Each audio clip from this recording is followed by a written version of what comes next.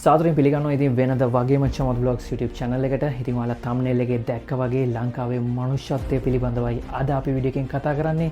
Video එකට යන්න කලින් මතක ඇතුව පල්ලෙහා තියෙන රතු පාට subscribe button එක ඔබලා එහා පැත්තේ තියෙන bell icon එකත් click කරොත් තමයි මේ වගේ වීඩියෝ එකක් දාපු හැටි ඔයාගේ phone එකට notification එකක් එන්නේ. මේ චමත් බ්ලොග්ස් අලුත්ම YouTube channel එක කලින් YouTube channel එක suspend වුණා. මාස 4කට පස්සේ තමයි නැවතත් YouTube channel එක හදලා ඔයාලා වෙනුවෙන් මේ මනුෂ්‍යත්වය පිළිබඳව වීඩියෝ එක අනිවාර්යයෙන්ම ගේන්න ඕන හින්දාම තමයි මේ වීඩියෝ එක නිර්මාණය කරේ. නැත්නම් මගේ කිසිසේත්ම අයිඩියා එකක් තිබුණේ නැහැ නැවත YouTube channel එකක් හදලා ඉන්න. ඒකයි මාස 4කට පස්සේ මේ ඛේදවාචකයේ සම්බන්ධව ලංකාවේ මිනිස්සු ක්‍රියා කරපු මනුෂ්‍යත්වය පිළිබඳව වීඩියෝ එකක් අනිවාර්යයෙන්ම මගේ YouTube channel එකේ වැටෙන්න ඕනේ කියපු නිසාම තමයි අද අපි ඒ වෙනුවෙන් වීඩියෝ එක නිර්මාණය කරේ. ඉතින් වීඩියෝ එකට යන්න කලින් අනිවාර්යෙන්ම මාව subscribe කරන්නත් ඔයාලා අමතක කරන්න එපා. අපි එහෙනම් වීඩියෝ එකට ගිහිල්ලා වැඩිදුරටත් තොරතුරු ගැන කතා කරමු. ඩිට්වා සුලිකුණාටුව ජාත්‍යන්තරය හඳුන්වන්නේ ක්‍රියාකාරී මාරාන්තික නිවර්තන සුලිකුණාටුවක් විදිහට 2025 11 මාසේ 27 වෙනිදා අධික වර්ෂාපතනයක් නොකඩවා ශ්‍රී ලංකාවට පතිත වුණා. මේ හේතුව නිසා ගංවතුර නායයන් ඉතාමත් දරුණු විදිහට ලංකාවේ පළවෙනි වතාවට මුළු ලංකාවම අසරණ කරන්න ඩිට්වා සුලිකුණාටුවට හැකි වුණා. ඒ විතරක් නෙවෙයි මිනිස් ජීවිත 479ක් ගොදුරු කර ගැනීමටත් මෙ මාරාන්තික සුලිකුණාටුවට හැකි වුණා. සමහර විට මරණ සංඛ්‍යාව ඔයිට වඩා ඉහළ යන්න ඉඩ තිබුණා. ඒත් ලංකාවේ මිනිස්සු එකා වගේ එකට ඉඳලා තමන්ගේ ජීවිතත් පරදුවට තියලා අනෙකාගේ ජීවිතයත් බේරගත්ත නිහඬ වීරයෝ නිසා තමයි මරණ සංඛ්‍යාව මේ ප්‍රමාණයකින් හරි නැවතුනේ.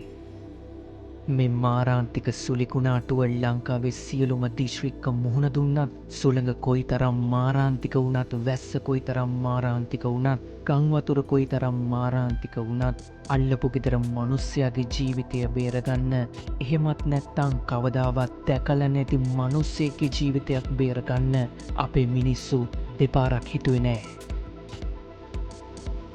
පුළුවන් තරම් තමන්ගේ ජීවිතයත් බේරගෙන අනිත් මිනිස්සයාගේ පණකින්දත් රැක දෙන්න ගහපු ගේම වීඩියෝ වල සටහන් නොවුනත් මිනිස්සුන්ගේ හෘද සාක්ෂියේ සටහන් වෙලා ඇති. තවත් නිහඬ වීරයෝ ගණනාවක් මේ මහ පොළොව යට නිදන් වෙලා ඇති. මේ සුලිකුණාටුව ලංකාවේ සෑම දිස්ත්‍රික්කයක්ම නැත්තටම නැති කළා. මිනිස්සුන්ගේ හීන, මිනිස්සුන්ගේ බලාපොරොත්තු, මිනිස්සුන්ගේ ජීවිතත් මේ සියල්ලම නැත්තටම නැති කරා. මුළු ලංකාවම එකම මළගයක්. පිහිටට කවුරුත්ම නෑ. ජීවතුන් අතර ඉන්න මිනිස්සුන්ගේ ජීවිතත් විශ්වාසයක් නෑ. ඒ තරමටම මේ සුලිකුණාටුව ලංකාවට දරුණු වුණා.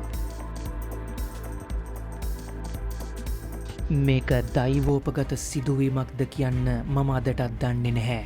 ගාල්ල මාතර හම්බන්තොට එහෙමත් නැත්තං දකුණ මේ සුලිකුණාටුවේ ගොදුරක් කරගන්න බැරි වුණා. මේ සුලිකුණාටුවට අභියෝග කරමින් දකුණේ කොල්ලෝ කෙල්ලෝ අයියලා මාමලා ආච්චිලා සියලා හැමෝම අසරණ වුණ හැම කෙනෙක්වම බේරගන්න ආවේ තමන්ගේ ජීවිතේ මොකක් වුණත් අපේ උන්ව බේරගන්න ඕනේ කියන පපුවේ කැකෑරෙන හැඟීමට දකුණේ උන් ලොරිවල බෝට්ටු පටවන් හැම දිස්ත්‍රික්කයටම බැස්සක් ගේම දෙන්න. දවල්ද රෑද කෑවද බිව්වද මුකුත්ම උන්ට මතක නැහැ. කෙලින්ම කියනවනම් යක්කු වගේ වැඩ කරා. මේ කතාව කියන මමත් ඇස් දෙකෙන් දැක්ක දෙයක් තමයි වෙන දිස්ත්‍රික්කවල ඉන්න මිනිස්සු වගේ නෙවෙයි බන් දකුණේ උන් ඇත්තටම දකුණේ ඉන්නේ යක්කු. ඕනම ගේමකට ඔට්ටුයි අපේ භාෂාවෙන් කියනවනම් රියල් චරිත. දකුණේ මිනිස්සුන්ටත් ප්‍රශ්න නොතිබුණා නෙවෙයි. මේ වෙලාවේ තමන්ගේ ප්‍රශ්නෙට වඩා අනිත් මිනිස්සුන්ගේ හුස්ම වෙනුවෙන් තමන් එතන ඉන්න ඕනේ කියන හැඟීමෙන් තමයි දකුණේ උන් මේ ප්‍රශ්නෙට අත තිබ්බේ. ශ්‍රී ලංකාවේ ප්‍රධාන මාධ්‍යවලින් දකුණේ කොල්ලෝ කෙල්ලෝ ගහන ගේම දැක්කම අපිට නිකම්ම හිතන දෙයක් තමයි 2004 ඇරියස් එක කවර් කරනවා වගේ මාරම ආඩම්බරයක් වගේම ගෞරවයකින්. මේ වෙලාවේ අපේ රෙඩි ඔක්කොම ගියා ගෙවල් දොරවල් අපිට මිනිස්සු කන්න බොන්න මේ හැමතැනම හිටපු මිනිස්සු අම්බලන්කොට කෑම බීම දමුණු දකුණු පළාතම අපව තනි කරේ නැහැ. ඒ සෙනෙහස අපේ කවදත් තියෙනවා. අපි කියනවා මේම අපේ දකුණු පළාතේ තියෙන පන්සල් ඔක්කොම ඔයකට දෙන්න. ඔයගොල්ලෝට ඉන්න තැන නැත්තම් බය නැති වෙන්න මගේ විලායයක් තියෙනවා. ඒකට දෙන්න. අපි කන්න බොන්න දීලා ඔයගොල්ලෝ ඔක්කොම බලා ගන්නවා. අසරණ වෙන කට්ටිය දකුණු පළාතට ගෙලින් මෙන්න. දකුණෙවුන් වගේම තමයි අනිත් පැතිවල ඉන්න මිනිස්සුත් මේ ප්‍රශ්නයට අත තිබ්බේ සුලි කුණාටුවට අභියෝග කරමින් ලංකාවේ සියලුම පැතිවලින් සහනාධාර කුටි ආරම්භ කිරීමට පටන් ගත්තා. ඒ විතරක් නෙවෙයි සෞඛ්‍ය දෙපාර්තමේන්තුවෙන් නිවේදනයක් නිකුත් කරා ජාතික රුධිර සංචිතයේ හිඟයක් ඇති බව. ඒ මොහොතේ ශ්‍රී ලංකාවේ මිනිස්සු පොරකකා ලේදන් දුන්නේ ඇගේ කොටසක් වෙන කෙනෙක්ට දන් දෙන්න මේ තරම් හිතක් පපුවක් තියෙන ජාතියක් මිහිපිට ඉන්නවනං ඒ උඹත් මාත් ජීවත් වෙන ශ්‍රී ලංකාව විතරමයි. ලේ පරිත්‍යාග කරන උතුම් අරමුණෙන් ආවත් පරිත්‍යාග කරගන්න බැරිවිච්ච මිනිස්සු ලේ පරිත්‍යාග කරපු මිනිස්සුන්ට කන්න කෑම කිරිපැකට් රෝහල්වලට ලබා දුන්නේ මනුෂ්‍යත්වයේ කතාවට තවත් ගෞරවයක් එක් කරමින්.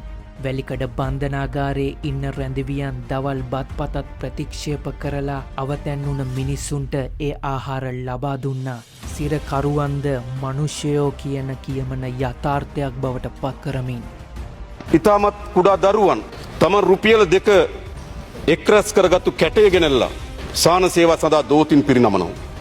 එක තාත්තා කෙනෙක් කියනවා මට තියෙන එකම සම්පත තමයි මේ මගේ වත්තේ තිබුණු කෙසෙල්කන මම ඒක ගෙනල්ලා දෙන්නම් කියලා පොඩ්ඩ පිරිනමනවා. ශ්‍රී ලංකාව කියන්නේ එසේ මෙසේ රටක් නෙවෙයි කියලා මුළු ලෝකෙටම ඔප්පු කරා. මේ මුතු ඇටේ ඉපදුන මිනිස්සුන්ගේ ඇගේ ලේ විතරක් නෙවෙයි දුවන්නේ. ලේත් එක්ක කලවං වුණ මනුෂ්‍යත්වයේ රුධිරයත් මේ පුංචි රටේ මිනිස්සුන්ගේ ඇගේ දුවනවා. තමන් කන්න ගෙනාපු හාල් ටිකත් හුණ්ඩුවත් එක්කම දන් දෙන්න තරම් තමන් අද බඩගින්න හිටියත් මේ හාල් ටිකෙන් හෙට තව මිනිහෙක් ජීවත් වෙනවා කියන හැඟීම එන්න තරම් ලාංකික මිනිස්සු කොයිතරම් මානුෂීයයිද. මේ කතාව කියන මම විශ්වාස කරනවා මනුෂ්‍යත්වයේ ඉපදුණු පොළවක මනුෂ්‍යත්වය කවදාවත් මිය නොයන බව. වතුරකට වුණත් අරගෙන යන්න පුළුවන් වුණේ ජීවිතයි දේපලයි විතරයි. ශ්‍රී ලංකාවේ මිනිස්සුන්ගේ මනුෂ්‍යත්වය හෙල්ලුනෙවත් නෑ.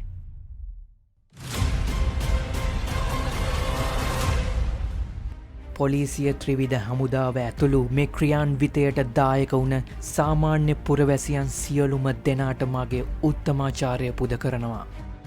ශ්‍රී ලංකාව මුළු ලෝකෙටම කියලා දුන්න මනුස්සත්වයේ පැහැය පිළිබඳව ඔයාගේ අදහසත් පල්ලෙයක් කමෙන්ට් සෙක්ෂන් එකේ කමෙන්ට් කරන්නත් අමතක කරන්න එපා. එහෙනම් මේ වගේම ලස්සන වීඩියෝ එකකින් අපි හමු වෙමු. හැමෝටම ජය වේවා.